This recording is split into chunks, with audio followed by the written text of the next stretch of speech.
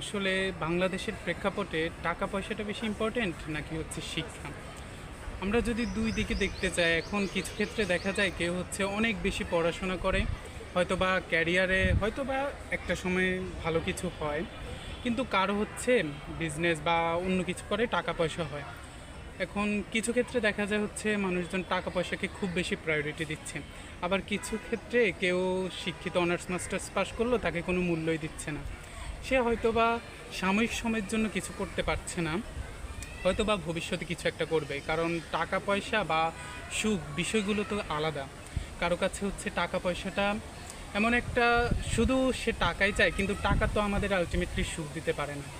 Main হচ্ছে লাইফের satisfaction, সুখ, এই বিষয়গুলো। কিন্তু যখন একটা মানুষ শিক্ষা বা ক্যারিয়ার তার দিকে ফোকাস করতে যায়, সুখ, তার হ্যাপিনেসটাকে যখন প্রায়োরিটি দেয়, তখন টাকা পয়সাটাকে খুব একটা টাকা পয়সা দরকার আছে লাইফে, কিন্তু সেটাকে আপাতত কিছুটা মূল্যায়ন করছে না।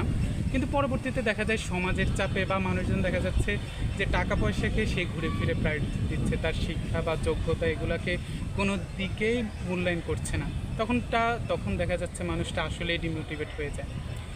এখন আসলে কোন দিকে বলতে গেলে দুই দিকে, কি টাকা পয়সা নাকি শিক্ষা, কোন দিকে আপনাদের কি মনে হয়? টাকা পয়সা বেশি দরকার নাকি শিক্ষা, কোন দিকে যাবে একটা মানুষ?